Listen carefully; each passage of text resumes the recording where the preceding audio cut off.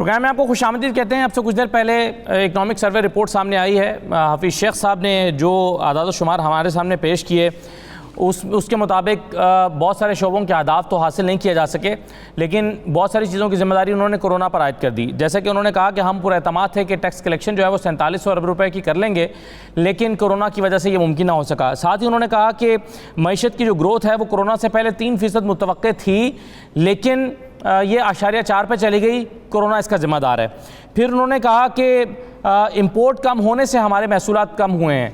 अब इंपोर्ट कम करना हुकूमत का हदफ था, तो फिर जाहिर है जब ये हदफ तय किया था कि हमने इंपोर्ट्स को कम करना है, तो ये तो उसके इल्म में पहले से होगा कि इससे महसूलात पर फ़र्क पड़ेगा।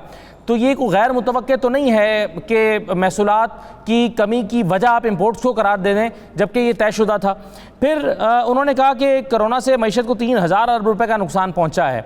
अब कोरोना को आए हुए 3 महीने हुए हैं, लेकिन इसका पूरे साल की मईशत पर इम्पैक्ट जो है वो बहुत ज़्यादा आ रहा है। अब सवाल यह है कि क्या वाकई कोरोना ही की वजह से इतना इम्पैक्ट आया है, जो आदाद शुमार हमारे सामने ख़ासतौर पर जो नेगेटिव फिगर सामने आई हैं। फिर माजी के हवाले से भी उन्होंने कुछ बात की कि माजी में क्या कुछ होता रहा। उन्होंने कहा कि माजी में कर्जे लेकर जो ग्रोथ है वो दिखाई गई या हासिल की गई, जो कि ज़ाहिर आर्टिफिशियल थी उनके ख्याल में। फिर उन्होंने कहा पुराने कर्जे वापस करने के लिए हमें नए कर्जे लेने पड़े और 5000 रुपये के कर्जे वापस किए, लेकिन शायद ये दुरुस्त नहीं है, क्योंकि जो कर्जे हुकूमत ने लिए हैं और जो अदा किए हैं उसमें बहुत फ़र्क है। यानी ज़्यादा कर्जे लिए हैं और कम वापस किए हैं, तो इसका मतलब है कि अपना निज़ाम कार को चलाने के लिए भी हुकूमत ने कर्जे लिए हैं। और जो फिगर्स हमारे सामने आ चुके हैं उसके मुताबिक 15 अरब डॉलर के कर्जे बढ़े हैं 2 साल में, यानी 8.5 अरब डॉलर सालाना के कर्जे बढ़े हैं। इसका मतलब है कि बढ़ने का मतलब यह है कि वो कर्जे जो हुकूमत ने लेकर वापस किए हैं उसके अलावा जो कर्जों में इजाफा हुआ है वो इतना है, और ये एक रिकॉर्ड है। इन तमाम चीज़ों पर इक्तिसादी सर्वे रिपोर्ट सामने आई है, उस पर बात करेंगे। हमारे साथ डॉक्टर इकरामुल हक साहब मौजूद हैं। डॉक्टर साहब बहुत शुक्रिया, खुशामदीद कहते हैं आपको। डॉक्टर अकमल हुसैन साहब हमारे साथ मौजूद हैं। डॉक्टर अकमल हुसैन साहब आपको भी खुशामदीद, और मिर्ज़ा इख्तियार बेग साहब हमारे साथ मौजूद हैं। इख्तियार बेग साहब से भी हम बात करेंगे। खासतौर पर रज़ाक दाऊद साहब ने जो बातें की हैं वो कह रहे हैं अब हमारी एक्सपोर्ट्स जो है वो वापस आ रही हैं, बैरूनी ऑर्डर्स वापस आ रहे हैं। वो कह रहे हैं कि बिजली हमने जो इंडस्ट्रीज़ हैं उनको कंपेटिटिव प्राइस पर दे रहे हैं, टैरिफ वही मुकर्रर किया जो हमसाया ममालिक का है। फिर उन्होंने कहा कि जो हमारे चाइना जो है उनसे सीमेंट खरीद रहा है, चीज़ें हमारी एक्सपोर्ट हो रही हैं, तो ये एक हौसला अफजा चीज़ है। इस पर मिर्ज़ा इख्तियार बेग साहब की क्या राय है ये उनसे जानेंगे। लेकिन सबसे पहले डॉक्टर अकमल हुसैन साहब, सर कितना आप इत्तफाक करते हैं हफीज़ शेख साहब से, बेशतर शोबों के अहदाफ तो हर साल की तरह हासिल नहीं किए जा सके। अब ये क्या टारगेट ही सही नहीं रखा गया था या वाकई कोरोना ने असर डाला है? एक एक करके बात करना चाहते हैं तो एक एक करके बात कर लेते हैं। खासतौर पर जो टैक्स कलेक्शन का वो कह रहे हैं 4700 अरब रुपये हम इकट्ठे कर सकते थे अगर कोरोना ना आता, जबकि आज़ाद ज़राए से जो चीज़ें सामने आ रही हैं, एनालिसिस सामने आ रहा है, उसके मुताबिक कोरोना ना आता तो भी हम 4200 अरब रुपये के टैक्स कलेक्शन कर पाते, 4700 ना कर पाते। आप इत्तफाक करते हैं डॉक्टर हफीज़ शेख साहब से?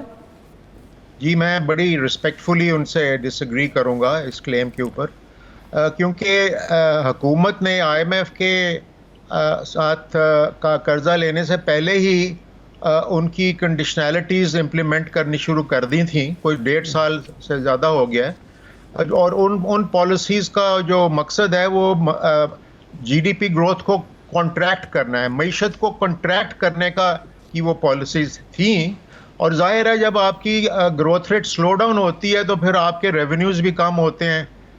तो ये एक बड़ी खुंडा हथियार उन्होंने इस्तेमाल किया है बजट डेफिसिट को रिड्यूस करने का, जो कि काउंटर प्रोडक्टिव रहा है। क्योंकि एक तरफ तो आप हुकूमत के अखराजात ड्रास्टिकली रिड्यूस कर रहे हैं, ख़ास तौर पर डेवलपमेंट एक्सपेंडिचर के ऊपर और तालीम और सेहत के ऊपर आप अखराजात को ड्रास्टिकली कट कर रहे हैं, और दूसरी तरफ अगर आपकी ग्रोथ स्लो डाउन हो रही है तो आपके रेवेन्यूज़ बहुत गिर जाएंगे। तो ये जो बजट डेफिसिट बढ़ रहा है ये लो रेवेन्यूज़ की वजह से बढ़ रहा है, हाई एक्सपेंडिचर्स की वजह से नहीं बढ़ रहा। एक्सपेंडिचर्स उन्होंने they've cut them to the bone. तो ये एक बड़ी नाकस पॉलिसी थी मेरी नज़र में, और ये इस पॉलिसी में हमें we got the worst of both worlds. एक तरफ तो ये है कि जो बजट का खसारा है वो जो टारगेट हमें मिला था वो तो अचीव नहीं हुआ, और दूसरी तरफ ये है कि पूरी की पूरी मईशत स्लो डाउन हो गई है, बेरोज़गारी बढ़ गई है, और गुर्बत में भी बहुत इजाफा हो गया, और ये कोरोना से पहले हो चुका था। तो so we got the worst of both worlds. अब कोरोना ने सिर्फ ये किया है कि ये जो बेरोजगारी और गुर्बत है उसके अंदर इजाफा हो गया है, मगर हुकूमत की जो परफॉर्मेंस कोरोना से पहले भी जो थी वो मेरी नज़र में बुनियादी तौर पे एक नाकस प्रोग्राम की बुनियाद के ऊपर हुई है। दूसरी चीज़ ये है कि आपका जो बैलेंस ऑफ ट्रेड जो कहते हैं कि जी हमारा बड़ा इम्प्रूव कर गया है, वो बुनियादी तौर पे जैसे आप फरमा रहे थे पहले, वो इम्पोर्ट एक्सपेंडिचर्स के कम होने के नतीजे में हुआ है। और इम्पोर्ट एक्सपेंडिचर्स आपने ऐसे कम कर दिए, मशीनें, spare parts, industrial raw materials, जो कि जिनके ज़रिए मईशत में इन्वेस्टमेंट होती है और ग्रोथ होती है। तो आपकी जितनी भी IMF प्रोग्राम के तहत पॉलिसीज़ थी, चाहे वो डिवेल्यूएशन थी या पब्लिक एक्सपेंडिचर की रिडक्शन थी या इंटरेस्ट रेट का बढ़ाना था, ये तीनों किस्म की पॉलिसीज़ ने मईशत को कॉन्ट्रैक्ट किया है, मगर उस कॉन्ट्रैक्शन का जो मकसद था वो पूरा नहीं हुआ। यानी बजट डेफिसिट और सस्टेनेबल बेसिस के ऊपर आपका बैलेंस ऑफ पेमेंट इंप्रूव करने वाला मकसद तो पूरा हुआ नहीं, मगर उसके जो नुकसानात थे उस खुंडे हथियार को इस्तेमाल करने के, वो अक्रॉस द बोर्ड मईशत में हुए हैं। अफरात ज़र में तेजी से इजाफा हुआ है, बेरोजगारी में और गुर्बत में, इन सब में इजाफा हुआ है। और कोरोना का भी ये बहाना ना लगाएं प्लीज। सर वो अफरात ज़र में तो इजाफा होना ही था। 1.1 ट्रिलियन के नोट छापे गए हैं और ये भी एक रिकॉर्ड है। ये पिछले 11 महीने में इससे इतने नोट कभी नहीं छापे गए, तो जाहिर है अफरात ज़र में तो इजाफा होना ही था। अच्छा, मैं डॉक्टर इकराम अफरात ज़र में इसके अलावा जो बड़ी वजह थी अफरात ज़र में इजाफे की, वो डिवेल्यूएशन थी, जिसकी वजह से इंपोर्टेड इनपुट्स की कीमतें बहुत बढ़ गईं। जी, लेकिन वो उसमें भी वो कह रहे हैं ना कि ये रुपए को सहारा दिया गया था, बैरूनी कर्जे लेकर और मनफी तरीके से रुपए को सहारा दिया गया था, रुपए को सस्ता रखा गया था। तो ये उनकी राय में माजी की हुकूमत जो थी उसकी पॉलिसी गलत थी। तो जनाब अर्ज ये है कि जो इन्होंने बोरोइंग की है, जो इस वक्त जो फिगर आ रही है वो तकरीबन 15 अरब डॉलर इन्होंने बोरो कर लिए हैं जब से ये हुकूमत आई है। वो तो पिछली हुकूमतों ने कभी भी इतनी थोड़े से अरसे में इतनी ज्यादा डेट नहीं बिल्डअप की थी। जी हाँ, उसके अलावा ये 15 बिलियन जो उन्होंने डेट में इजाफा कर दिया है, they have nothing to show for it. बिल्कुल सही है सर, ये बिल्कुल आपने जो फॉरेन डेट्स की बात किया, अब ये कह रहे हैं कि हमने स्टेट बैंक से कर्जा नहीं लिया है, लेकिन बैरूनी कर्जों की सूरत हाल ये है कि जो 15 अरब डॉलर के कर्जे बढ़ गए हैं 2 साल में, 8.5 अरब डॉलर के सालाना कर्जे बढ़े हैं।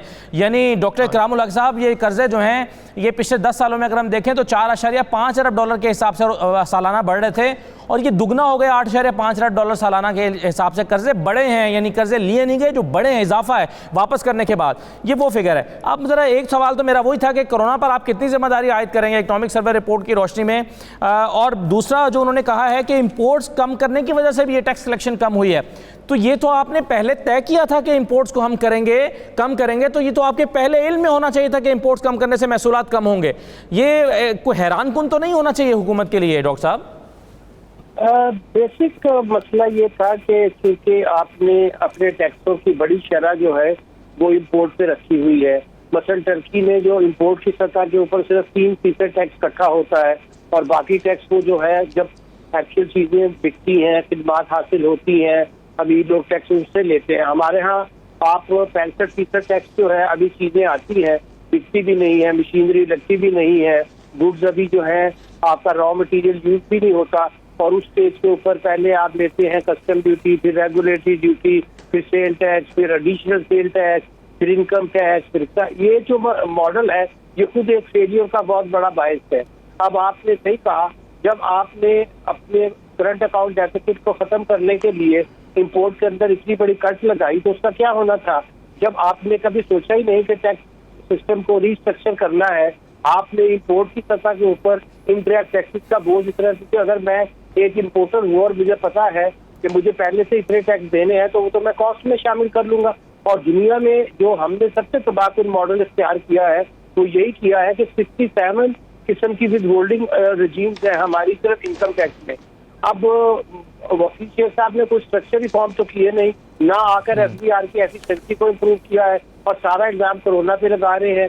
आप मुझे ये बताइए कि कोरोना से पहले ये कौन सा 3 मार्च से आप पिछले पूरे 3 साल से हमारा जो FBR की कलेक्शन है वो फ्लैट नजर आ रहा है, बल्कि पिछले साल तो ये -0.48 थी। और इसके ऊपर जब वो तशरीफ लेकर गए थे 8-9 महीने बाद या 10 महीने बाद पहली दफा फेडरल बोर्ड ऑफ रेवेन्यू, और वहां जाके कहा कि तुम लोगों ने कुछ काम ही नहीं किया है, तुम्हारी स्ट्रेटेजी क्या थी। यानी 8 महीने उनका चेयरमैन FBR से कोई ताल्लुक ही नहीं था और उन्हें पता ही नहीं था कि FBR क्या कर रहा है। और टमाटर के रेट तो आपको पता ही उन्होंने कौन से कोट किए थे। तो हैरत की बात यह है कि मिसमैनेजमेंट का, फिस्कल मिसमैनेजमेंट जो है वो अपने रूल पे थी, और टैक्सों के बोझ की वजह से ग्रोथ के ऊपर बहुत बुरा असर हुआ। तीसरा ये कि हमने अपनी इकोनॉमी भी तबाह की, फिस्कल कंसोलिडेशन भी ना कर सके, और जो हमारा फिस्कल डेफिसिट था पिछले साल तो रिकॉर्ड 8.9 पे था, और इस साल उससे भी बढ़ जाएगा। तो कौन सा हदफ फिर पूरा किया? अगर आपने वो IMF की ऑस्टेरिटी वाला मॉडल लेना था तो फिस्कल कंसोलिडेशन भी नहीं हुई, फिस्कल स्टेबलाइजेशन भी नहीं हुई, ग्रोथ आपने बर्बाद कर दी। तो मैं बिल्कुल, डॉक्टर अकमल हुसैन साहब मेरे उस्ताद भी हैं, मैं बिल्कुल उनसे सारा कुछ सीखा है। मैं ये उनके साथ 100% ये जो बात है उन्होंने की है, उन्होंने असल मर्ज की तरफ जो है वो इशारा किया है कि आप जब ऐसे प्रोग्राम में जाते हैं तो फिर भी कुछ होशमंदी का मुजाहरा करते हैं, और जो बिल्कुल भी नहीं किया गया है। और अब ये सिर्फ ये एक ब्लेम शिफ्टिंग वाली बात है कि अगर कोरोना काश ना होता तो हम 490 कर लेते तो फिर क्या होता, आपके अखराजात तो फिर भी 6.5 ट्रिलियन पे थे। तो सूबों ने जो आपके कहने के ऊपर 5.5 ट्रिलियन के हिसाब से अपने बजट बनाए थे, उनके तो सारे बजट आपने आउट कर दिए। तो आपने इतना बड़ा जो इरेशनल जो बजट का टारगेट रखा था टैक्स रेवेन्यू FBR का 5.5 का, वो किस बुनियाद के ऊपर रखा था? अगर कोरोना ना भी होता तो आप कह रहे हैं कि हमसे 5.5, आपने उसको 2 दफा रिवाइज करवाया कोरोना से पहले, एक दफा आपने उसको 5.2 पे करवाया IMF से, फिर आप उसके पास गए, कहा कि जनाब ये 5.2 भी हमसे नहीं होने वाला, आपने 4.9 किया। अब वो 3.9 पे आप कह रहे हैं, और वो भी 3.9 भी नहीं होना, ये जाकर कहीं बहुत ज्यादा भी हुआ तो ये कहीं 3.8 भी नहीं होगा, ये 3.56 ट्रिलियन के करीब रहेगा। ये भी आज उन्होंने की है। अच्छा, आखिरी तो ये तो फिर अगली मरतबा का तो ये 4900 अरब रुपए का रखा जा रहा है सर, ये तो फिर अगली मरतबा का भी रियलिस्टिक फिगर रही है? नहीं, डायरेक्शन ही दुरुस्त नहीं है जो डॉक्टर अकमल हुसैन साहब फरमा रहे थे। पहले आपको अपनी पॉलिसी डायरेक्शन तो ठीक करनी होती है, जब पॉलिसी डायरेक्शन गलत होगी तो रिजल्ट कैसे अच्छे आएंगे? बिल्कुल सही है। अच्छा, एक चीज़ मैं ज़रा मिर्ज़ा इख्तियार बेग साहब आपको भी शामिल कर लेते हैं गुफ्तगू में। मुझे ये बताइए, ये रज़ाक दाऊद साहब ने जो बातें की हैं वो तो बड़ी ज़बरदस्त बातें लग रही हैं। वो कह रहे हैं कि हमने बिजली आपको उस प्राइस पर दे दिया, आपका मुतालबा मान लिया जो हमसाया ममालिक का था, चले मान लिया। उसके नतीजे में फिर वो कह रहे हैं कि अब हमें कोरोना की वजह से कुछ डिस्टर्बेंस तो हुई, लेकिन दोबारा से हमें ऑर्डर्स वापस मिलना शुरू हो गए हैं। एक्सपोर्टर्स जो हैं वो हमारी पॉलिसी से बड़ा खुश हैं। क्या इस वक्त इंडस्ट्री की सूरत हाल क्या है? वाकई चाइना से इस तरह से ऑर्डर्स आ रहे हैं, दूसरे ममालिक से ऑर्डर्स आ रहे हैं हमारे एक्सपोर्टर्स के पास? देखिए, मैं खुद एक एक्सपोर्टर हूँ, एक सनतकार हूँ, और बिजनेस कम्युनिटी की नुमाइंदगी भी federation of Pakistan chamber of commerce से करता आया हूँ।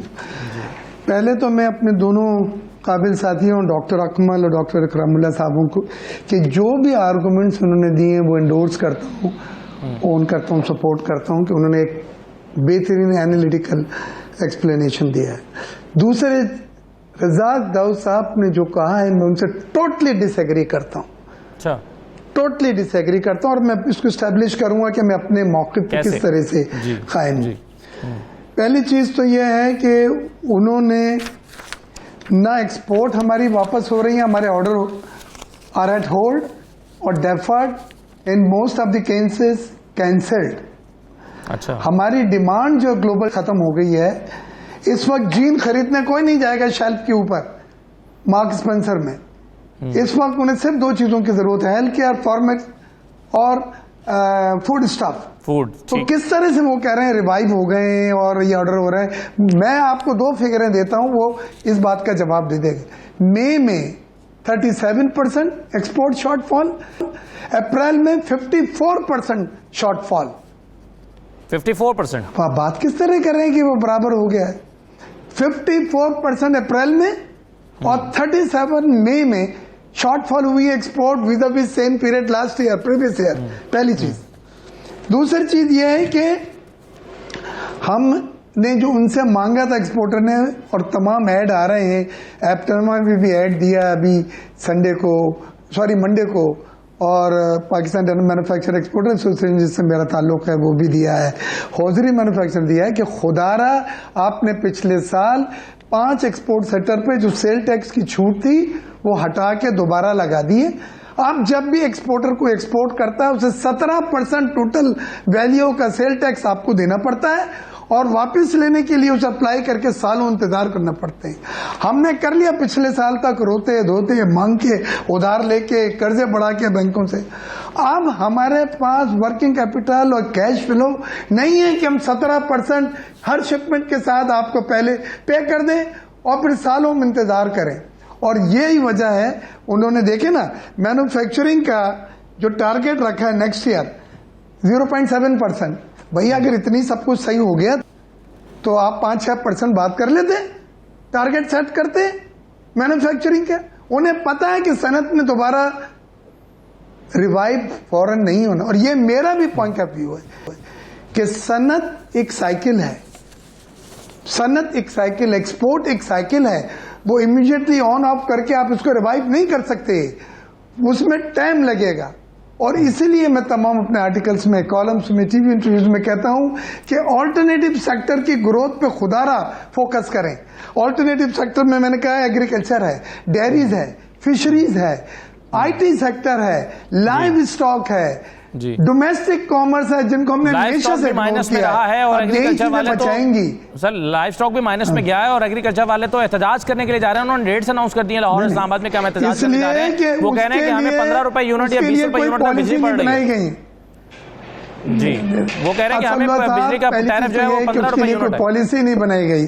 जी जी, हाँ, उसके लिए पॉलिसी नहीं बनाई गई है कोई भी, इसलिए वो सेक्टर निगलेक्टेड है, पॉलिटिकली यूज हुए हैं। शुगर केन की कल्टीवेशन होते रही है कॉटन की जगह। आपको पता है ये जो माफिया शुगर और वीट ये सब चलता रहा। आप उन सेक्टर्स को फूड सिक्योरिटी और सेल्फ रिलायंस आपको भी प्रोवाइड कर सकते हैं।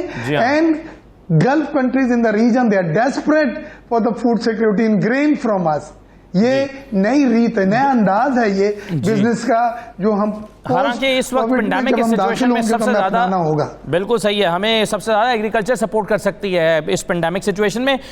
डॉक्टर अकमल हुसैन साहब, मुझे एक चीज़, आपने भी डेट्स की बात की और टैक्स कलेक्शन की बात की, लेकिन ये जो हमने ग्रोथ का 3% की तवक्को हम कर रहे थे, यानी हफीज शेख साहब कह रहे हैं कि हम 3% ग्रोथ मुतवक्के थी लेकिन वो 0.4 पर आ गई। ये इसकी जिम्मेदारी उन्होंने कोरोना पे डाली। आप इसके अलावा क्या फैक्टर समझते हैं जिसकी वजह से ग्रोथ नहीं हो सकी? जनाब, मैं तो ये कोरोना से बहुत पहले कह रहा था कि जो हुकूमत की 3% एक जीडीपी ग्रोथ की प्रोजेक्शन है ये गलत है और ये हम नेगेटिव ग्रोथ की तरफ जा रहे हैं। देखें ना, आपके जो मेजर सेक्टर्स हैं जिनके नतीजे में ग्रोथ होती है वो तो नेगेटिव में जा रहे थे। एग्रीकल्चर सेक्टर भी, मेजर क्रॉप्स भी नेगेटिव में जा रहे थे और आपकी जो टेक्सटाइल इंडस्ट्री की ग्रोथ है, मैन्युफैक्चरिंग सेक्टर की, वो भी नेगेटिव में जा रही थी। तो अब पॉइंट ये है कि ये तो कोरोना के आने से पहले की बात है ना। अब जो चीज़ को, जो हुकूमत ने पहले कॉन्ट्रैक्शनरी पॉलिसी इख्तियार करके, जैसे मैंने अर्ज किया कि gave us the worst of both worlds, कि गुर्बत और बेरोजगारी में भी इजाफा कर दिया, टोटल डेट के अंदर भी इजाफा कर दिया और we had nothing to show for it. GDP growth के अंदर कमी आ गई और बैलेंस ऑफ पेमेंट्स कोई सस्टेनेबल बेसिस पे इंप्रूव नहीं कर सका। भाई अब तो कम से कम हम देखें कि हम प्रायोरिटाइज करें कि इस वक्त मुल्क के लोगों को क्या ज़रूरत है। आप मुल्क के लोगों की जानें और उनकी सेहतें बचाने के ऊपर फोकस करें, बजाय ये कि आईएमएफ के बजट डेफिसिट टारगेट को फिक्स मीट करें। इस वक्त लोगों की जानें और उनकी सेहत खतरे में है, इसलिए हमें इस पे फोकस करना चाहिए। और 2 बल्कि 3 पॉलिसीज आपको इनिशिएट करनी चाहिए इस बजट में। पहली पॉलिसी जो है वो ये है कि हेल्थ का जो खर्चा है, बजाय उसको उनकी डॉक्टर्स की तनख्वाहें फ्रीज करने के, हेल्थ के ऊपर एक्सपेंडिचर सब्सटेंशियली इंप्रूव करना पड़ेगा आपको, ताकि जो लाइफ सेविंग इक्विपमेंट आप ला सकें, डॉक्टर्स को इंसेंटिव दे सकें। वो अपनी जानें दे रहे हैं अपने मेहनत करके वहाँ पे अस्पतालों में रिस्क लेके, डॉक्टर्स की पर्सनल प्रोटेक्टिव इक्विपमेंट का इंतजाम करें। ये अखराजात बहुत ज़रूरी हैं जानें बचाने के लिए। दूसरी तरफ ये है कि जनाब आप देखें कि बैनुल अक़वामी इदारों ने ये हमें बताया है कि एक बहुत बड़ा फैमिन आने वाले साल में, ये ऐसे ही नहीं हो रहा कि आप बाहर के मुल्क हमारे से गंदम इंपोर्ट करना चाह रहे हैं। ये एक major famine is in the ऑफिंग।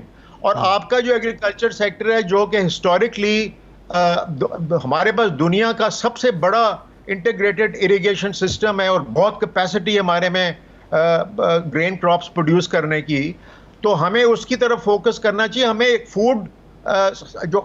Food supply है उसको सिक्योर करना चाहिए।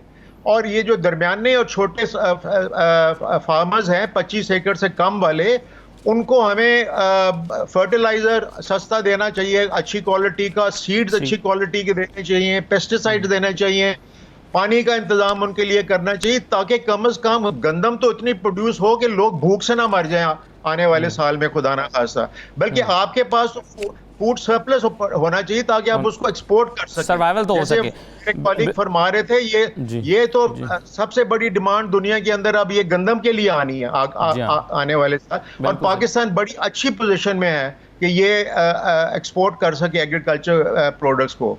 तो ये अच्छा, लेकिन सर एक चीज़ मुझे बताइए कि ये जो आपने हफीज शाह साहब आज कह रहे थे कि माजी में जो ग्रोथ है वो कर्जे लेकर हासिल की गई, तो मुमकिन है ऐसा हुआ हो, लेकिन इस मरतबा इस हुकूमत ने भी तो बहुत से कर्जे लिए हैं, पिछली हुकूमत से ज़्यादा लिए हैं, तो इस मरतबा फिर ग्रोथ कर्जों की बुनियाद पर, अगर ग्रोथ को कर्जों की बुनियाद पर हासिल किया जा सकता है, तो इस मरतबा ये क्यों नहीं हुआ है? क्या ये फैक्चुअली बात ठीक लगती है आपको? जी, मैं सिर्फ जैसे पहले अर्ज़ किया कि इस हुकूमत ने जो अपनी पिछले जब से वे आए हैं, इन्होंने अगर 15 अरब डॉलर एक्स्ट्रा लोन्स ले लिए हैं, फॉरेन लोन्स, तो ये तो हमारी तारीख का एक रिकॉर्ड है। इतने ज़्यादा लोन्स इतने थोड़े अरसे में तो किसी भी हुकूमत ने नहीं लिए। मगर ये लोन्स लेने के बावजूद परफॉर्मेंस कोई नहीं नज़र आ रही। कौन सा इंफ्रास्ट्रक्चर बना है, कौन सी हेल्थ फैसिलिटीज़ डेवलप हुई हैं, कौन सी तालीम की फैसिलिटीज़ डेवलप हुई हैं? They have nothing to show for it. ये और डेट इतनी ज़्यादा बिल्डअप कर दी है इन्होंने। अच्छा, अब हमें अगर फिस्कल स्पेस ढूंढनी है, चले वो पुरानी बात जो होगी उसको छोड़ें, जो उन्होंने गलतियां की हैं, मगर वो बार बार गलतियां करके मुल्क का बेड़ा गर्क तो ना करें खुदा के लिए। आप आने वाले साल में ये फैसला कर लें कि हमने बजट बनाना है लोगों की जानें बचाने के लिए और लोगों की सेहत बचाने के लिए। उसके लिए आप हेल्थ के ऊपर मेजर एक्सपेंडिचर करें। नंबर 2, आप अपने फूड आउटपुट को सिक्योर करें ताकि लोग भूख से ना मर जाएं, सप्लाई शॉर्टेज ना हो जाए इसकी, और बल्कि इतना एग्रीकल्चर को डेवलप करें कि आपके एग्रीकल्चर एक्सपोर्ट्स के जरिए आपको का मसला हल हो जाए। और तीसरा, आप खुदारा ये करें कि जो आपकी फिस्कल हैमरेजिंग हो रही है आपके ये स्टेट ओन्ड एंटरप्राइजेस के जरिए, ये PIA और रेलवेज और स्टील मिल, और ये इनको जल्दी से जल्दी बेचें प्लीज़। चाहे उनको मुफ्त दे दें लोगों को, कम से कम फिस्कल हैमरेजिंग तो नहीं होगी ना।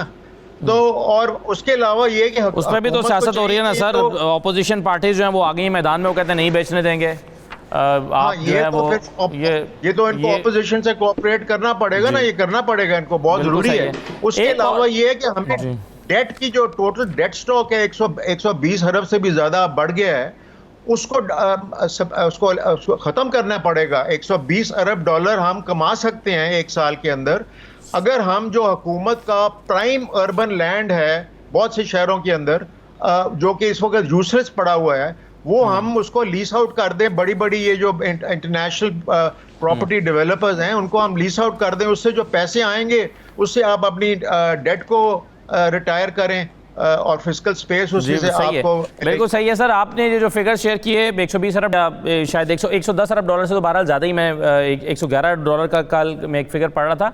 लेकिन बहरहाल जो पिछले 24 साल में वो इकोनॉमिक रिफॉर्म एक्ट के आने के बाद जो डॉलर्स कानूनी तौर पर मुल्क से बाहर गए हैं वो 160 अरब डॉलर हैं, और जो गैर कानूनी तौर पर गए हैं उसका तखमीना 150 अरब डॉलर का है। यानी 300 अरब डॉलर तो मुल्क से बाहर गए हैं, और जिसमें से 160 अरब डॉलर कानूनी तौर पर बाहर गए हैं।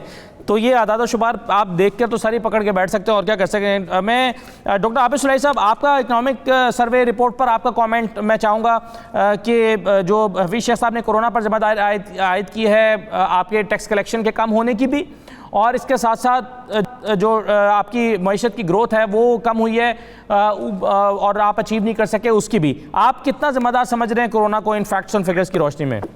यकीनी तौर पर कोरोना जो है उसका इफेक्ट तो हुआ है, और सिर्फ पाकिस्तान में नहीं होगा, पूरी दुनिया को उसका इफेक्ट। पाकिस्तान को देखते हैं तो तकरीबन $14 बिलियन के करीब का फिगर है वो डायरेक्टली और इनडायरेक्टली जो लॉसेस हुए हैं, का वो रेवेन्यू कलेक्शन में हुए या इकोनॉमी को बंद करने की वजह से हुए।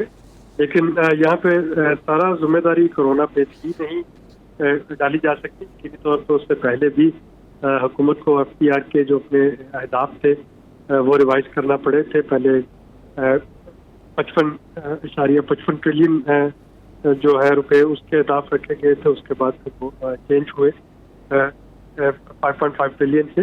इसी तरीके से जो हमारी मैन्युफैक्चरिंग और सर्विसेज सेक्टर है वो कोरोना से पहले भी अपने अहदाफ से पीछे थी। एग्रीकल्चर सिर्फ एक सेक्टर है जो कि बेहतर अंदाज में परफॉर्म करता हुआ नजर आया, लेकिन उसके बाद एग्रीकल्चर पे लोकस का अटैक जो है वो आ गया। तो शायद जब हम रिवाइज फिगर देखेंगे इस साल के तो उसमें आपको नजर आएगा कि एग्रीकल्चर के फिगर भी नीचे आते हुए मिल रहे होंगे। तो ये पूरी दुनिया के साथ हुआ है और पाकिस्तान का एक्सेप्शन नहीं है। पाकिस्तान को भी यकीनी तौर पर इसका अफेक्ट जो है वो पहुंचा है। राइट सर, एक मैं छोटा सा ब्रेक ले रहा हूँ, ब्रेक के बाद बताएं। तो एक तो ये जो क्रेडिट ले रहे हैं अफीशियल साहब, वो कह रहे हैं कि जी पुराने कर्ज़ों की वो जो कह रहे थे कि हमने कोई कर्ज़े स्टेट बैंक से कोई कर्ज़ा नहीं लिया, रिकॉर्ड है, और पहली मरतबा ऐसा हुआ कि हमने कोई स्टेट बैंक से कर्ज़ा नहीं लिया। अब ये कितना बड़ा क्रेडिट हुकूमत को देना चाहिए इसका, और इसका इम्पैक्ट क्या होगा, इससे क्या फ़ायदा हासिल हुआ होगा? दूसरी तरफ जो बैरूनी कर्ज़े हैं, गैर मुल्की कर्ज़े हैं, वो रिकॉर्ड लिए गए हैं, तो इसमें क्या बैलेंस हो सकता था? एक मुख्तसर ब्रेक लेते हैं, इस पर बात करते हैं, कुछ और पहलुओं पर भी। एक ब्रेक के बाद वापस आते हैं। दोबारा खुशामदीद कहते हैं आपको। हम इक्तिसादी सर्वे रिपोर्ट जो आज आई है उस पर बात कर रहे हैं। डॉक्टर इकरामुल हक साहब, मुझे अब ये बताइए सर कि स्टेट बैंक से पहली मरतबा पूरा साल में कोई कर्ज़े नहीं लिए गए, ये कितना इसका इम्पैक्ट होता है, इसका क्या फ़ायदा होगा? दूसरी तरफ गैर मुल्की कर्ज़े जो हैं वो एक रिकॉर्ड, हम अभी डिस्कस कर रहे थे कि वो एक रिकॉर्ड है जितनी तादाद में वो लिए गए हैं। तो आप इसको कितना इम्पोर्टेंट समझते हैं? IMF की शर्त के मुताबिक स्टेट बैंक से आपको कर्जा लेने पे पाबंदी थी, मगर आपने देखा कि स्टेट बैंक ने जो डिस्काउंट रेट था उसको बहुत हाई रखा और हॉट मनी उन्होंने जो थी उसको परसू किया, जिसकी वजह से हमारा बहुत सा जो था पैसा वो हमें शॉर्ट टर्म में बाहर के जो वल्चर्स थे उनको देना पड़ा। इस पूरे सर्वे में और आज की गुफ्तगू में उन्होंने इस पर तो कोई बात नहीं की है कि किसने उन्हें ये कहा था कि वो 13% के ऊपर अपने टी बिल्स जो हैं वो बाहर की कंपनियों को बेचें। ना उनका नामो निशान है, और उसके बारे में उन्होंने 17 जो था वो तुमको एक प्रेसिडेंशियल ऑर्डिनेंस इशू किया कि इनको टैक्स भी 10% होगा, ये कोई रिटर्न भी फाइल नहीं करेंगे, ये अपना नामो पता भी नहीं बताएंगे, और सेकेंडरी मार्केट में सारा बेच कर ये बाहर निकल जाएंगे। इसने हमारे डेट सर्विसिंग के एक्सपेंस को कितना आगे लेकर गए। इस दफ़ा हमारे जो बहुत बड़ा नुकसान हुआ है और जिसकी तरफ मीडिया में बहुत कम इशारा हुआ है वो ये हुआ है कि इन्होंने इतना ऊंचा इंटरेस्ट रेट रखकर लोकल इंडस्ट्री को तबाह किया। जाहिर है उनका बैठे बैठे जो उन्होंने अपने लोन पे ऊपर इंटरेस्ट देना था वो बढ़ गया, और बाहर के मुल्कों के ऐसे जो थे जिनका नाम मैंने आपको बताया, कोई केमन आइलैंड से था, कोई कहीं से था, उन्होंने यहाँ $5 बिलियन के आपसे जो है वो टी बिल्स ले लिए, और वो टी बिल्स उन्होंने मैच्योरिटी तक इंतज़ार भी नहीं किया बाद में, और सेकेंडरी मार्केट में बेच के अपना प्रॉफिट लेकर और सिर्फ 10% टैक्स दे के निकल गए, जबकि लोकल बैंक को उसके ऊपर 47.5% जो है वो टैक्स देना पड़ता है। अब मुझे और 4% उसके ऊपर सुपर टैक्स पर भी और भी मिला लें तो वो तकरीबन 52-53%, और फिर उसके ऊपर ज़ाहिर है WWFB और दूसरे टैक्स भी लगा लें। तो इन्होंने जो हकायक हैं वो आवाम से सही तौर पर वाज़े नहीं किए हैं कि जो पॉलिसी थी वो उस वक़्त मॉनेटरी पॉलिसी के अंदर आपने कोरोना से पहले अपनी इंडस्ट्री को टोटली तौर पर जो है वो मफलूज किया। कैसे मफलूज किया? एक तो आपने कॉस्ट पुश जो है इन्फ्लेशन की, आपने यूटिलिटीज़, आपके एनर्जी सेक्टर में कोई आपने रिफॉर्म्स नहीं किए, किस लेवल पे आप एनर्जी लोगों को दे रहे थे। तो फिर इख्तियार मिर्ज़ा साहब जो हैं वो हमें बता सकते हैं कि हमारी एक्सपोर्ट जो थी, कोरोना ना भी आता तो हम कितने कंपेटिटिव थे। उसके बाद टैक्सों का बोझ उसके ऊपर देखें। आप कह रहे हैं कि भाई तुमने एक्सपोर्ट किया कि नहीं की, 70 दिन का, ये तुम्हारा 90 दिन का साइकिल है, तुम पहले मुझे 17% दे दो, जब तुम्हें बाहर से पैसे आएंगे। बाहर से पैसे क्या आने थे, वो कोरोना आ गया, लोगों के बना हुआ माल डूब गया। अब कई लोगों ने माल बना के रखा हुआ है, तो किसको बेचे वो एक्सपोर्ट का वो माल। तो इन्होंने इकोनॉमी को तबाह करने में कोई कसर नहीं उठा रखी थी। कोरोना तो इनके लिए एक बहाना, एक स्केप बोट इनके लिए मिल गया है। बिल्कुल सही है। अच्छा, अगर मुझे इजाज़त दें, मैं आपके पास वापस आता हूं, लेकिन मुज़म्मिल असलम साहब मेरे साथ मौजूद हैं। मुज़म्मिल असलम साहब, सादा सवाल, क्या तबसरा है आपका इकनॉमिक सर्वे रिपोर्ट पे? देखें जी, रिपोर्ट कार्ड तो आपके सामने है। रिपोर्ट कार्ड बिल्कुल अच्छी नहीं है और ना तसल्ली बख्श है, लेकिन इस रिपोर्ट कार्ड के पीछे ये देखें कि अगर कोई बच्चा इम्तिहान की पूरी तैयारी करके बैठा हुआ था और ऐन इम्तिहान से एक हफ्ता पहले वो बीमार हो जाए और फिर भी उसको इम्तिहान में बैठना पड़े, तो वो उसकी जो तैयारी है, वो जितनी भी अच्छी तैयारी थी, वो इम्तिहान वाले दिन उस तरीके से परफॉर्म नहीं कर सकता था। पाकिस्तान की जो इस रिपोर्ट कार्ड को हम देख रहे हैं, उसके पस मंजर को हम बिल्कुल नहीं देख रहे कि ये पूरे साल में होता क्या रहा, जिसमें आखिर में जिसको अभी तक हम भुगत रहे हैं, कोरोना वायरस, उससे पहले FATF, फिर उसके बाद इंडिया ने जो कश्मीर में हालात किए, आर्टिकल जो लगाया 37A, उसके बाद IMF, क्योंकि हमें IMF के प्रोग्राम में जाना था, तो IMF ने इतना ज्यादा बड़ा टैक्स का टारगेट दे दिया जिसकी वजह से हुकूमत को जो ऑल आउट जाना पड़ा। FATF ने 72 साल में जो पाकिस्तान बेकायदिया करते कि 6 महीने में हमसे वो काम करवाने की कोशिश की, वरना हम ब्लैकलिस्ट हो सकते थे। अगर आप इन सारे चैलेंजेस को देखें और उसके बाद मंफी 0.4% जो हमारी शरह नमू आई है, उसको देखें, तो मैं समझता हूँ कि कोई भी होता, चाहे किसी की हुकूमत भी होती, मैं भी मईशत 18-20 साल से कवर कर रहा हूँ, ये मेरा कंसिस्टेंटली 18वां-20वां बजट है। चाहे ये पीपल्स पार्टी होती, चाहे किसी डिक्टेटर की हुकूमत होती, चाहे ये किसी पीपल्स पार्टी की हुकूमत होती, ये हालात इससे मुख्तलिफ नहीं आते। ये पहली बात हमें जहन में रख लेनी चाहिए। दूसरी बात ये कि ये जो पाकिस्तान में पिछले 3 महीने में हुआ है, हमें मवाजना ये करना चाहिए 3 महीने में दुनिया में क्या हुआ है। आज ही जो आलमी बैंक की रिपोर्ट आई है, 6% मंथली ग्रोथ की बात कर रहे हैं, तो ये पाकिस्तान कोई अलग नहीं है। हम हमेशा इंडिया की मिसालें देते फिरते हैं। आप इंडिया का हशर तो देखें, इस वक्त क्या हुआ है। इंडिया जो है 9% शरह नमू से जो है वो 2-2.5% इस साल आएगा, पता नहीं वो भी आता है कि नहीं आता।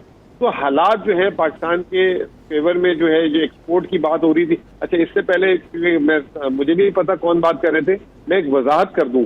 जो डॉक्टर इकरामुल साहब थे जी। अच्छा, डॉक्टर साहब थे। डॉक्टर साहब तो हमारे सीनियर जो है, जो फॉरेनर जो है टी बिल में पाकिस्तान में पैसा लाया था, जितने वो डॉलर्स लेकर आया था, नफे समेत उससे कम डॉलर वापस लेके गया है। सबसे पहली बात तो ये मैं ये बता दूं, उन्होंने 155 के हिसाब से इन्वेस्ट किया था, 3.5 महीने उन्होंने पैसे रखे, उनका 5 रुपए सूद बनता था। 5 रुपए सूद में जो है उसके बदले उन्होंने 8 रुपए जो है ना एक्सचेंज रेट में हारे। तो वो पाकिस्तान की मईशत पे उसका सिफर जिसे कहते हैं बोझ पड़ा। बल्कि पहली दफा ऐसा हुआ है कि पाकिस्तान की टी बिल में कोई पैसे लेकर आया और नुकसान करके गया। और दूसरी बात यह कि अगर वो आए हैं तो उन्होंने किसी का हक नहीं मारा। ओपन ऑक्शंस थे, हर एक के लिए सहूलत थी, हर आदमी उसमें पार्टिसिपेट कर सकता था, हर एक का पैसा लग सकता था।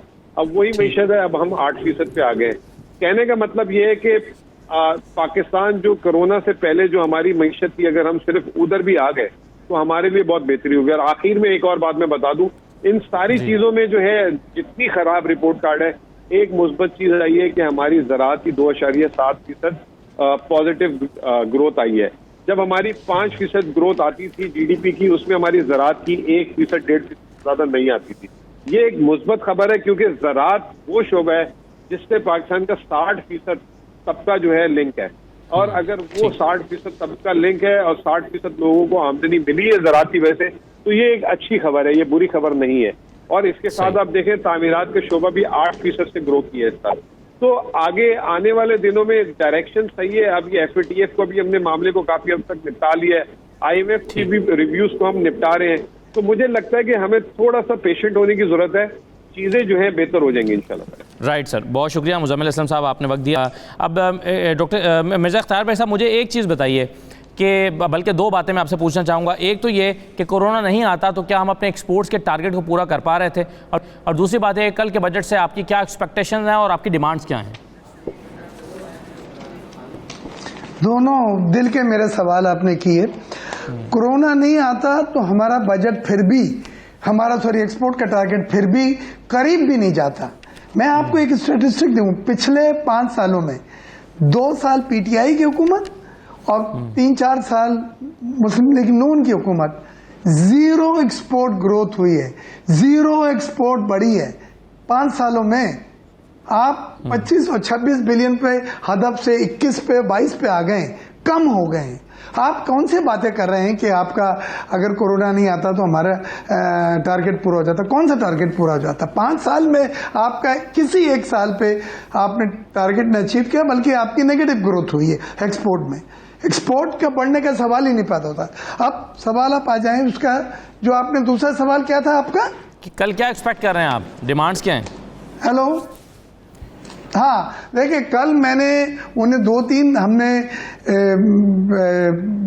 इमरान साहब से भी मिले थे, फिर हाफिज शेख साहब से भी मिले, और नौशीन अमजद साहिबा से डेली बात हो रही है, FBR की जो चेयरपर्सन है। मैंने कहा हाथ जोड़ के कि देखिए हर जगह से नारा ये आ रहा है कि negative growth, negative growth, negative growth. आपकी GDP ग्रोथ कोई भी पॉजिटिव की बात नहीं कर रहा है। लिहाजा आप कुछ सेक्टर को जो मैंने उन्हें बतलाया, एग्रीकल्चर है, डेयरीज है, लाइव स्टॉक है, फिशरीज है, हलाल मीट है, IT सेक्टर 1.4 बिलियन, हम इजिली 8-10 बिलियन डॉलर पहुंच सकते हैं। खुदारा इनके लिए कोई पॉलिसी लाएं और ग्रोथ ओरिएंटेड पॉलिसीज लाएं, ग्रोथ के पीछे पड़ जाएं, क्योंकि ग्रोथ होगी तो जॉब क्रिएशन होगा, ग्रोथ होगी तो इंडस्ट्री चलेगी।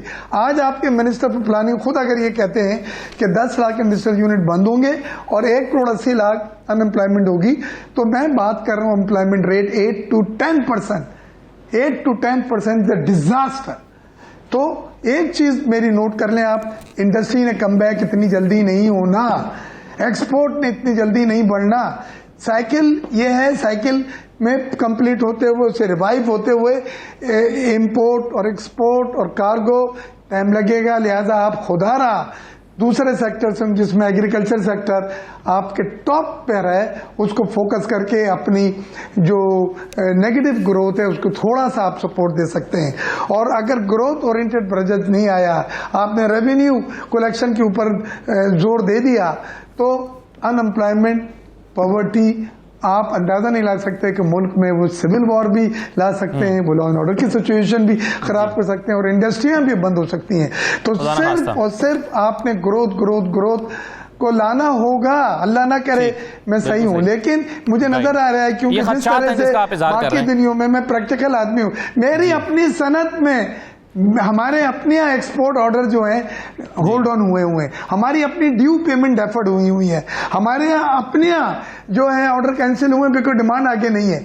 जैसे पेनी ने चैप्टर 11 फाइल किया है बैंक करप्सी का, $230 मिलियन बांग्लादेशी एक्सपोर्टर लटक गए। वो पाकिस्तान के भी तकरीबन 50 और 60 करोड़ रुपए हैं, इतनी बड़ी रकम नहीं। तो आप प्रैक्टिकल अगर हैं, रिंग में हैं, तो आपको बड़ा ग्लूमी सिर उससे बच के निकलना है, और हम निकल सकते हैं। हमें अल्लाह ताला ने नवाजा है एग्रीकल्चर सेक्टर से, डेयरी सेक्टर से। आप दुनिया का 5वां बड़ा मुल्क इन्वेस्ट करें और एग्रीकल्चर पे इन्वेस्ट करें। बिल्कुल सही है, बहुत इंपॉर्टेंट आपने बात की है सर। डॉक्टर अकमल साहब, क्या एक्सपेक्ट कर रहे हैं सर कल के बजट से? अब आप इकोनॉमिक सर्वे रिपोर्ट पर तो हमने बात कर ली, कल क्या आपकी डिमांड्स क्या होंगी और सजेशंस क्या होंगी? खैर वो तो बजट तो बन चुका, लेकिन आपकी एक्सपेक्टेशंस क्या हैं सर? मेरी सबमिशन बिल्कुल 3 सिंपल सी सबमिशंस हैं जी। सबसे पहला ये है कि ये एक ऐसा मौका है जहाँ पे लोग बीमारी से मर रहे हैं और बहुत से लोग तेज़ी से बीमार हो रहे हैं। हमें बजट डेफिसिट का फिक्र इस दफ़ा नहीं करना चाहिए। IMF का टारगेट को ना वरी करें आप अपना खर्चा करें, हेल्थ सेक्टर के अंदर सब्सटैंशियल इंक्रीज करें, ताकि आप लोगों की लाइफ सेविंग और उनकी प्रोटेक्शन ऑफ हेल्थ जो है कि गवर्नमेंट की एक प्राइमरी रिस्पॉन्सिबिलिटी होती है किसी भी स्टेट की, उसको पूरा करने के लिए आप अखराजात बढ़ाएं। पहला काम तो ये है। दूसरा ये है कि हमें फूड सप्लाई को सिक्योर करना अशद ज़रूरी है, बल्कि उसको इस काबिल कर दें एग्रीकल्चर सेक्टर को कि आप फूड आइटम्स को एक्सपोर्ट कर सकें। ये जो पिछले साल ये फरमा रहे हैं, बड़ी अच्छी बात है कि 2.5% के करीब ग्रोथ हुई है एग्रीकल्चर की। अब आगे ये 2.5% तकरीबन पॉपुलेशन भी इतनी ग्रो कर रही है, तो per capita availability of food grain के अंदर कोई इंप्रूवमेंट नहीं आई। तो हमें आने वाले साल के अंदर इसके अंदर बहुत तेज़ी से इंप्रूवमेंट लानी पड़ेगी बाय इंश्योरिंग कि अच्छी क्वालिटी का सीड, पानी, फर्टिलाइज़र और पेस्टिसाइड जो है वो अच्छी लो प्राइस के ऊपर, चाहे सब्सिडाइज प्राइसेस के ऊपर अवेलेबल हो जाए फार्मर को, ताकि आप एग्रीकल्चर अपने लोगों को भूख से बचा सकें आने वाले साल में, बल्कि इसके ज़रिए एक्सपोर्ट अर्निंग्स कर लें। और तीसरा ये है कि आपको सिलेक्टिव एक्सपोर्ट्स मैन्युफैक्चरिंग सेक्टर में करने चाहिए जिनकी फौरी तौर पर डिमांड है दुनिया में। इसके अंदर आपके मास्क हैं, वेंटिलेटर्स हैं, गाउन्स हैं, पर्सनल प्रोटेक्टिव इक्विपमेंट जो जिसके काबिल पाकिस्तान है प्रोड्यूस करने के लिए और एक्सपोर्ट करने के लिए। और फिर आप सर्जिकल इंस्ट्रूमेंट्स की जो इंडस्ट्री हमारी बड़ी अच्छी क्वालिटी की है उसको फ़रोग दें, ताकि हम हॉस्पिटल इक्विपमेंट को भी एक्सपोर्ट कर सकें। तो ये बाकी रह गया आईटी सेक्टर के अंदर अनफॉर्चुनेटली हमारी लो वैल्यू एडेड किस्म की आईटी एक्सपोर्ट्स हैं। High value added IT export जिसके अंदर मशीन लर्निंग और एल्गोरिथम डेवलपमेंट और आर्टिफिशियल इंटेलिजेंस इन्वॉल्व होती है, वो उसके लिए आपके पास बड़ी कम यूनिवर्सिटीज़ हैं जहाँ ये इस किस्म की मैन पावर सप्लाई कर सकते हैं। तो उनको फिर फ़रोग़ देने की ज़रूरत है, बजाय फ़रोग़ देने की आपने ₹1 का कट डाल दिया यूनिवर्सिटीज़ के ऊपर। तो ये बहुत ज़रूरी है कि इस दफ़ा IMF का बजट डेफिसिट टारगेट का वरी ना करें, आप अपने लोगों को बचाने के बारे में जोर हेल्थ और एग्रीकल्चर सेक्टर पे ज़्यादा लगाएं। डॉक्टर इकराम उल हक साहब, आपकी राय सर? जी, मेरा ख्याल है कि सबसे पहले हमें इस बात के ऊपर तवज्जो देनी होगी कि अब हम फिस्कल डेफिसिट और इसके नंबर्स को भूल जाएं, और इस वक्त जो हमारी सबसे बड़ी प्रायोरिटी ये है कि हमने अपनी इंडस्ट्रीज़ को सर्वाइव करवाना है, रिवाइव करवाना है, ताकि जो है वो जॉब्स ले ऑफ ना हो, और उसके बाद कोई और हमने जैसे एक्सपोर्टेबल सरप्लस जो है वो एग्रीकल्चर से प्रोड्यूस करना है, क्योंकि वो बहुत अहम शोबा है और वहाँ हमारा पोटेंशियल बहुत हाई है। अगर हम एक्सपोर्टेबल सरप्लस निकाल लेते हैं एग्रीकल्चर से तो उससे हमें दो फ़ायदे होंगे। एक तो ये कि हमारी फॉरेन अर्निंग बढ़ेगी, दूसरा ये कि एक ऐसा सेक्टर जो बहुत अरसे से हम उसके अंदर पता नहीं बहुत दकियानूसी किस्म की जो काम कर रहे हैं, उसके अंदर नई पैराडॉक्सिकल नेचुरल जो कि उसके लिए आसिफ शरीफ साहब हमारे पास एक माहिर हैं, वो काम कर सकते हैं, तो हम इसके फौरी रिजल्ट आ जाते हैं। ज़ाहिर इंडस्ट्री हो, बाकी प्रोसेसिंग में टाइम लगता है, मगर अगर आप 2 अच्छी फसलें ले लें एक साल के अंदर तो आपकी ग्रोथ भी बढ़ जाती है और वो भी शुरू हो जाता है। हेल्थ के लिए मैंने जो एलोकेशंस देखी हैं कल के बजट के लिए, आपको बहुत अफसोस होगा देखकर कि वफाकी सतह पर सिर्फ 13-14 बिलियन ही रखे गए हैं। जो डॉक्टर अकमल हुसैन साहब फरमा रहे थे उनकी तवक्को के बिल्कुल बरअक्स किया गया है। तो प्रायोरिटीज़ अभी भी ठीक नहीं है, और वो मैं जाते हुए मुजम्मिल असम साहब की बात को भी दुरुस्त करता जाऊं कि उन्होंने ये नहीं देखा कि उनको कोई नुकसान जो था वो कैपिटल एसेट्स पे नहीं हुआ था, वो उन्होंने इंतज़ार नहीं किया था कि जब मैच्योरिटी हो 6 महीने की वो जाएं, वो बल्कि जो टैक्स की रिलीफ मिली थी उनकी नज़र में नहीं है, वो इंटरेस्ट पे नहीं थी, वो उनको कैपिटल गेन पे दी गई थी, और वो मेरे पास पूरे नंबर मौजूद है, मगर वो मौका नहीं है। वो किसी वक्त आप मुजम्मिल असम साहब को बुलाएंगे तो मैं उनको एक एक फैक्ट, और आप देखिए 2891 बिलियन का आपने अपना डेट सर्विसिंग का बजट रखा था जब आपने पिछले साल का बनाया था, और वो ऑलरेडी 3 ट्रिलियन को क्रॉस कर चुका है। तो जो बात डॉक्टर अकमल हुसैन साहब ने कही थी कि जो डेट एक्यूमुलेशन आपने की है उसका एक बहुत बड़ा नुकसान ये है कि आपके रेवेन्यू का बड़ा हिस्सा जो है वो आप डिफेंस की बजाय उससे 3 गुना ज्यादा जो है वो आपकी डेट सर्विसिंग में जा रहा है। तो आप इससे फिस्कल स्टेबलाइजेशन कैसे करेंगे? Right sir. डॉक्टर इकराम उल हक साहब, डॉक्टर अकमल हुसैन साहब, मिर्ज़ा इख्तियार भाई साहब, बहुत शुक्रिया प्रोग्राम में शिरकत करने के लिए। कल बहरहाल बजट आने वाला है। फूड सिक्योरिटी और एग्रीकल्चर, ये एग्रीकल्चर और इसके साथ हेल्थ डिपार्टमेंट, ये बहुत इंपॉर्टेंट है बजट में, इसको मेजर शेयर मिलना चाहिए। ये कोरोना के पस मंज़र में आने वाले दिनों में इसकी बहुत अहमियत है। इस पर तफसील से बात हुई है और आज की इक़्तिसादी सर्वे रिपोर्ट जो है उस पर भी हमने शेयर हासिल गुफ्तगू की है। तमाम मेहमानों का शुक्रिया। इजाज़त दीजिए, अल्लाह हाफ़िज़।